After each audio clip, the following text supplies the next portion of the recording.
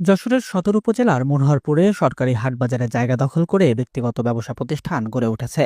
এতে বিপাকে পড়েছেন ওই ইউনিয়নের 23 গ্রামের মানুষ। জায়গা না পেয়ে স্কুল মাঠ ও মাদ্রাসা প্রাঙ্গণে অস্থায়ী বাজার বসছে। এতে ক্ষতিগ্রস্ত হচ্ছেন ব্যবসায়ীরা, ঝুঁকির মধ্যে রয়েছে বিদ্যালয় প্রাঙ্গণ। স্থানীয়রা জানিয়েছেন, বিগত সরকারের আমলে প্রভাব খাটিয়ে সরকারি হাটবাজারের জায়গায় ব্যক্তিগত মালিকানাধীন ব্যবসা প্রতিষ্ঠান গড়ে তুলেছেন অনেকে। স্থায়ী কনক্রিটের মার্কেট গড়ে তোলায় দীর্ঘদিন সেখানে বাজার বসেনি। কখনো ঝুঁকি নিয়ে সড়কের দুপাশে, আবার কখনো স্কুল মাঠ ও মাদ্রাসা প্রাঙ্গণে বাজার বসাতে হচ্ছে ব্যবসায়ীদের। নির্দিষ্ট বাজার না থাকায় যেমন সাধারণ মানুষ ভোগান্তিতে পড়ছেন, তেমনি ক্ষতিগ্রস্ত হচ্ছেন ব্যবসায়ীরা। তাদের অভিযোগ, সরকারি কোষাগারে খাজনা দিয়েও বাজারের সুবিধা মিলছে না। মূলত যে জায়গাটা আছে সেই জায়গাটা তো আমরা এখনো পাচ্ছি না।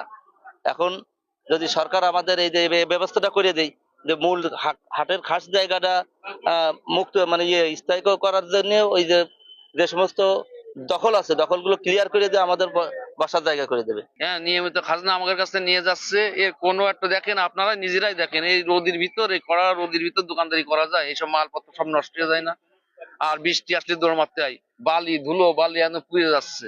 এইভাবে দোকানদারি মোটেই করা যায় না। খোঁজ নিয়ে জানা যায়, বাজারের মোট 27 শতক জমির মধ্যে 25 শতক জমি দখল অবস্থায় রয়েছে, যেখানে গড়ে তোলা হয়েছে সেমি পাকা, পাকা অন্তত 22টি দোকান, যেগুলোর অধিকাংশ আবার ভাড়া দিয়েছেন মালিকরা। সেখান থেকে এককালীন 1,50,000 থেকে 2 লাখ টাকা পর্যন্ত জামানত নেওয়া হয়েছে। ভাড়াটিয়ারা দোকান ভেদে 1,000 থেকে 3,000 টাকা পর্যন্ত ভাড়া দিচ্ছেন। এটা সরকার দেশে, তাই আমরা ডিসি অফিস থেকে নিয়ে আসি, তার জন্য পেয়েছে। এটা তো ভূমি অফিসে যে নায়েব এখন আছে, সে নায়েবও তো জানে। আমাদের যে ডিসিআর কার্ড আছে আমাদের।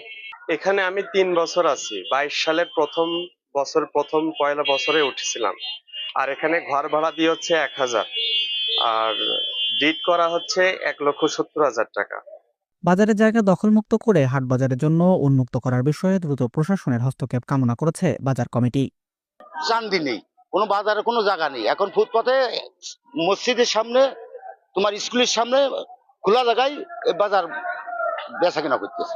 বাজারের জায়গা ওই আগের যে সরকার ছিল, সেই সরকারের আমলে তারা বিচার কেটে নিয়ে এমএমও করে নিয়ে তারা দখল করে বসে আছে। আমাদের দাবি, আমাদের চান্দি হবে এবং আমাদের জায়গা, সরকারি জায়গা ছেড়ে দিতে দিয়ে আমাদের হাটের বাজার বসবে। এদিকে সরকারি জায়গা দখল করে ব্যক্তিগত মালিকানাধীন প্রতিষ্ঠান গড়ে তোলার কোনো সুযোগ নেই বলে জানিয়েছেন সহকারী কমিশনার ভূমি রিয়াজউদ্দিন আহমেদ। বিষয়টি তদন্ত করে দ্রুত ব্যবস্থা নেওয়ার আশ্বাস দিয়েছেন তিনি। ডেস্ক রিপোর্ট, দৈনিক কল্যাণ।